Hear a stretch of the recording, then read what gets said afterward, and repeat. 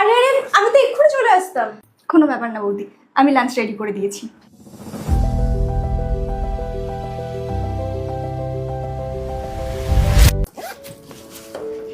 দাদা, এনে তোর লাঞ্চ। আজকে লাঞ্চ তুই প্যাক করেছিস? হ্যাঁ, ওই যে বৌদি একটু কাজ করছিল। হ্যাঁ, ওই জামা কাপড় কাচ্ছিলাম। হ্যাঁ, আচ্ছা ঠিক আছে, আমি আসছি। বাই। বৌদি চলো আমরা এবার খেয়ে নিই।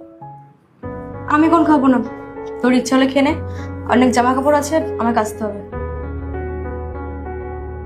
আরে মা, আমারও তো ফিলিংস বলে কিছু আছে, তাই না? ও সবার সবার 2 দিন হয়েছে আমাদের বাড়িতে এসছে, সব ওর কথাতেই চলে, আমার কোনো কথাই শোনে না। বৌদি, আমি কোনো সাহায্য করে দেবো? মা, তুমি আমি 2 মিনিট পর ফোন করছি। না, চলো না বৌদি, কোথাও একটা ঘুরে আসি। আমার শরীর ঠিক নেই, তুমি যাও ঘুরে এসো।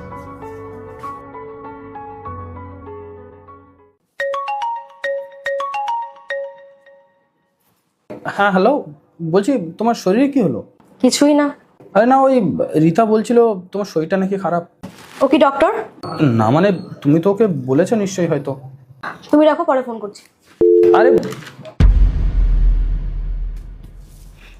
বৌদি, এই পায়েসটা একটু খেয়ে বলো না কেমন হয়েছে। আমাকে একটু শান্তিতে থাকতে দিবি নাকি তাও দিবি না? সারাক্ষণ পিছনে পড়ে আছিস, মাথাটা পুরো খারাপ হয়ে গেছে আমার। বৌদি এটা, বৌদি ওটা, বৌদি এরকম, বৌদি সেরকম। কি সমস্যা? আরে 2 মিনিট ঠিক করে থাকতে দে আমায়।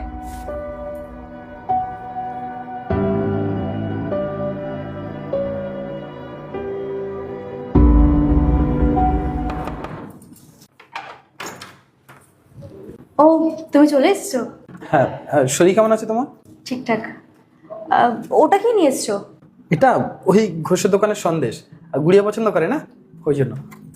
সে কোথায়? গুড়িয়া, গুড়িয়া, রীতা।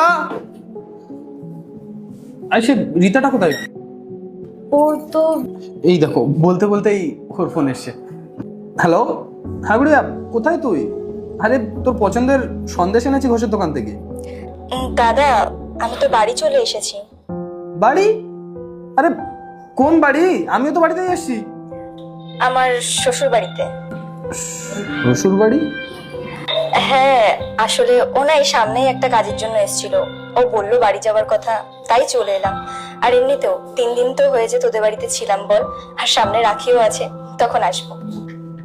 আচ্ছা ঠিক আছে। জল। তুমি গুড়িয়াকে কিছু বলেছিলে?